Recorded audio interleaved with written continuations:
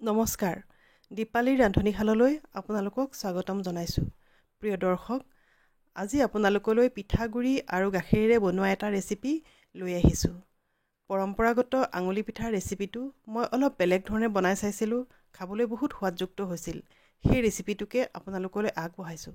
আহকচোন চাওঁ মইনো সেই ৰেচিপিটো কেনেধৰণে বনাইছিলোঁ। প্ৰথমতে এখন কেৰাহীত আধা পোৱাতকৈ অলপ বেছি গাখীৰ দি গৰম হ'বলৈ দিছোঁ।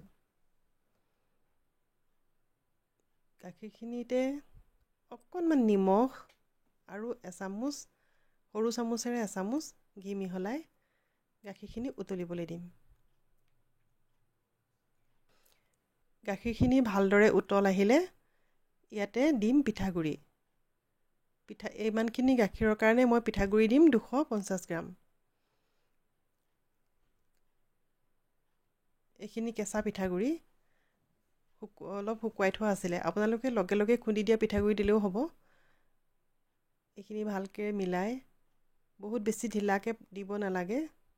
এইখিনি আটাৰ দৰে মাৰিব পৰাকৈ গাখীৰটো দিব লাগিব। এইখিনি হৈ গ'ল। এতিয়া বেলেগ এটা পাত্ৰত এইখিনি উলিয়াই ল'ব লাগিব।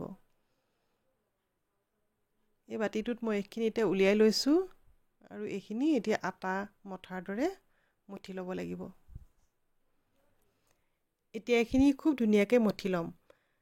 একেবাৰে কোমল হ'ব নালাগে আৰু টানো হৈ থাকিব নালাগে, মিডিয়ামো হ'ব লাগিব।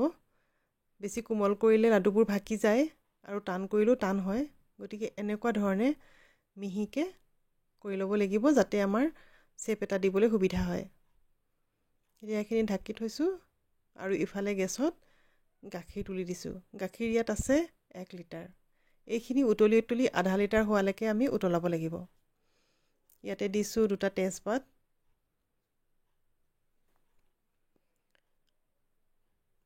3টা ইলাচি দিছোঁ। ইলাচিকেইটা ফালি দিছোঁ। এতিয়া এনেদৰে লৰাই গেছটো কমাই গাখীৰখিনি উতলিবলৈ দিম। মাজে মাজে গাখীৰখিনি লৰাই ছাইডত লাগি যোৱা সৰবিলাক এৰুৱাই দিব লাগিব। এতিয়া গাখীৰখিনি উতলি থাকিবলৈ দি আমি পিঠাগুড়িৰ লাডুখিনি বনাই লওঁ। এতিয়া এখন প্লেটত অলপ ঘিউ লগাই লৈছোঁ। ঘিউ লগাই ল'লে ইয়াত পিঠাৰ লাডুবোৰ লাগি নধৰে, নহ'লে বা লাগি ধৰিব পাৰে।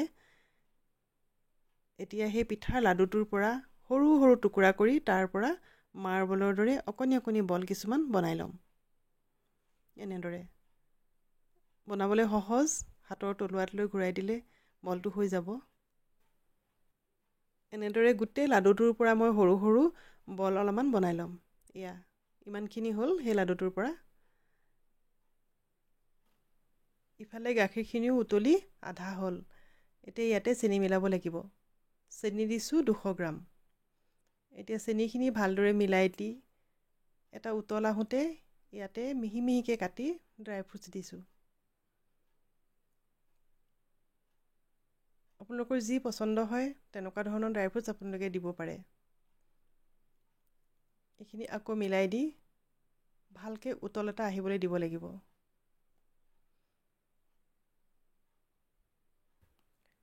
গাখীৰখিনি আকৌ উতলাৰ লগে লগে ইয়াতে বনাই থোৱা পিঠাগুড়ি লাডুখিনি দি দিম। আকৌ লৰাই লৰাই এইখিনি উতলাব লাগিব।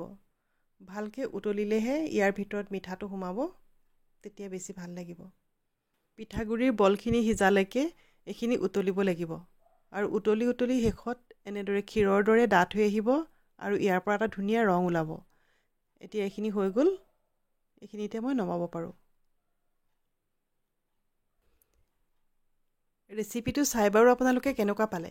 যদি ভাল পালে লাইক, শ্বেয়াৰ আৰু ছাবস্ক্ৰাইব কৰি মোক উপকৃত কৰিব। আৰু আপোনালোকেও বনাই খাই কেনেকুৱা পালে মোক কমেণ্ট কৰি জনাবলৈ কিন্তু নাপাহৰিব। ধন্যবাদ।